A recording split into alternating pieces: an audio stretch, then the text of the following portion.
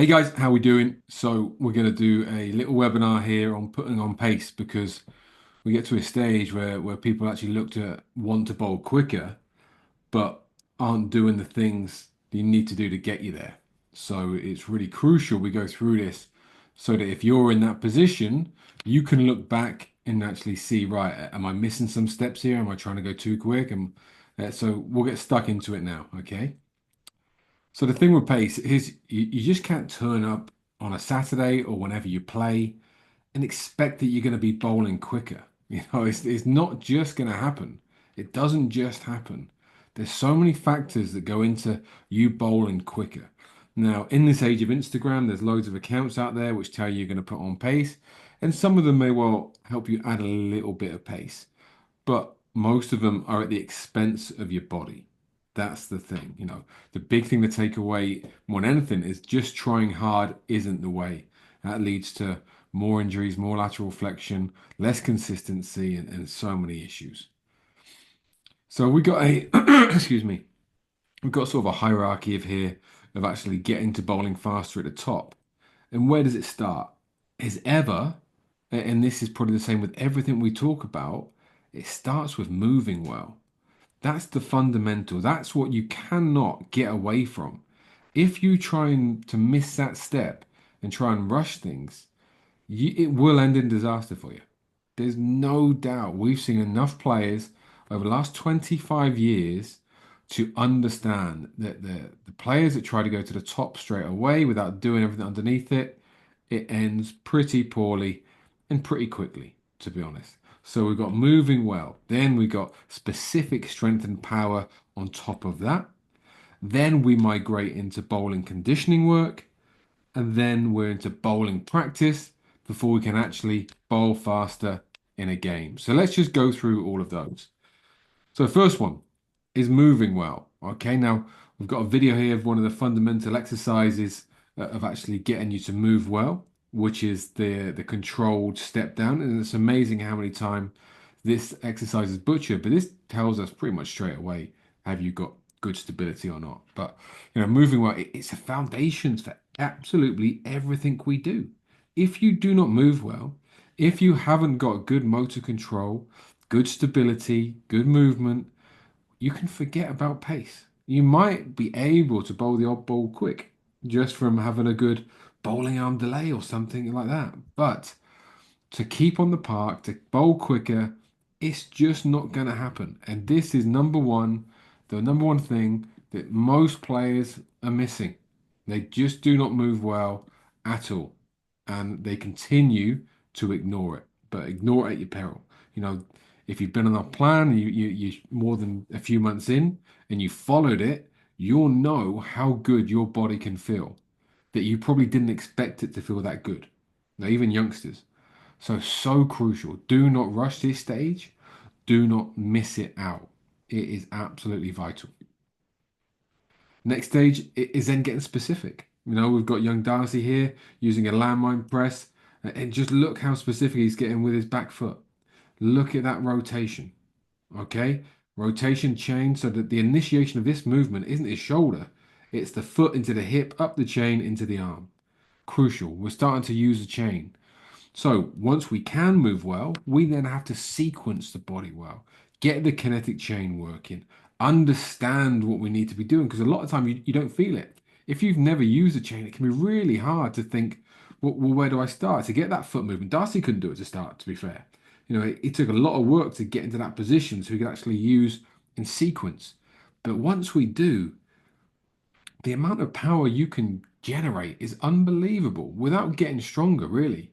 It's about using your body efficiently. Once we can do that, we're in such a good position, not just for bowling, for throwing when you're in the field, for batting, for any other rotational sports, golf, tennis, boxing, baseball, all these sorts of things. You nail the chain and you're in a really, really good place. So just getting these first two are absolutely massive. But then we go on to, the crucial part for me, bowling conditioning.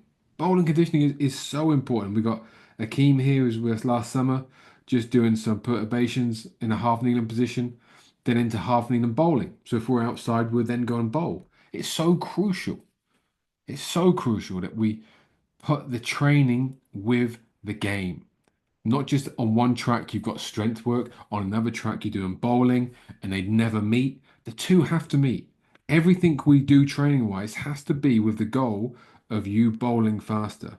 Everything in your plan, if you're with us right now, is in there for a reason to either get you back from injury or get you bowling faster. And pretty much the both are the same. They're both the same because if we're moving well, we're going to be bowling faster. Okay, so they're not two separate entities. It should be seamless. It shouldn't be training and bowling, training and the game. The two things are together. And I would say everything's pointing to how we want you to perform on the pitch. So this is where the technical aspect comes in. It's not about doing, right, I'm just going to the net and doing a back foot drill now. No, no, no. It's about isometric work. Are we getting your foot in the right position when we're doing an isometric push? Are we then getting the right position when we're doing an a pogo hop, a back foot pulse? You know, are we getting in the right position when we're doing medicine ball overhead throws?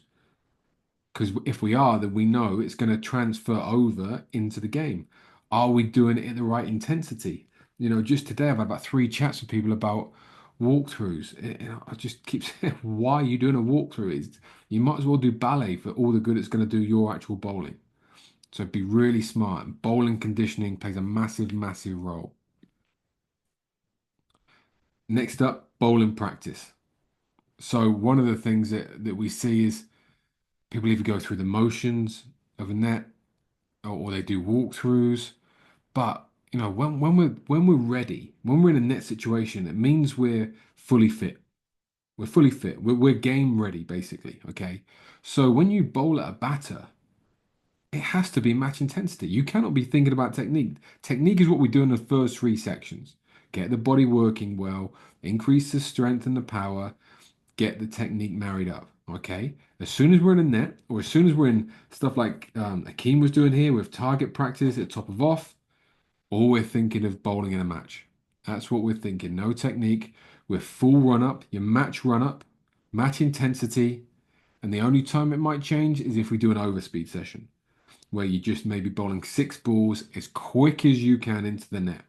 That's the only time it might change here. But again, that could be when we're trying to really push the boundaries of pace, is using the overspeed bowling, is using the weighted balls, those sorts of things. But if we're not doing those specific things and we're in a net and we're either trying to do spot bowling, which people call it, you know, top of off target bowling, we're bowling at a batter, you cannot half-ass that. That's got to be match intensity. But at the same time, we have to make sure we're not doing too much of it. So again, think of your bowling workloads. We've got the loads that we want you to be bowling in a game. We don't need to be doing like 30 overs of bowling practice in a week. We've got to be smart with it. But when you're doing it, it's match intensity, the same prep, same run up, everything.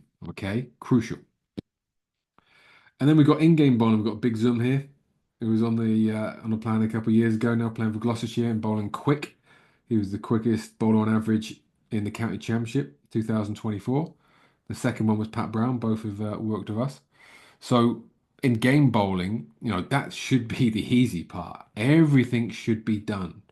Then you turn up and you're ready to go. You're ready to go. You know because you've done it before. You've done it in the nets. You know, you tried to bowl your quickest spells in the nets. You've done overspeed bowling. You've done everything. So you know that there's no surprises. Your run up set, everything's set, your pre-game set. So you just turn up and bowl. All you should be thinking about now is where you're going to pitch it and where's your field. That's it. That is it. And if you've done the correct work leading up to this, the outcome is going to be what you want. It really will be. We see it time and time and time again. The other thing when we get to game bowling is then not to try too hard. Remember, this is about flow. This is about using the chain. As soon as we start holding our breath and go, "Ah, I'm going to really try this one," the brakes come on in the body, the back foot collapses, there's no transition, the lateral flexion comes, and you might get the odd kph a little bit higher for every other ball, but the consistency is going to be nowhere near, and you're putting your body at risk. So let's get it there through efficiency of action and smartness of training. Massively important. So, why does it go wrong? It goes wrong for these reasons: poor prep, not doing the right warm up. And there's no excuse for that. There's absolutely no excuses in everyone's train heroic on the Sunday. You've got the movement flow, you've got the running drills, then you've got the specific drills. So there's no, I will not accept anyone saying I didn't know what I needed to do because it's in the train heroic. The video is in the one-to-one page. Everything is there.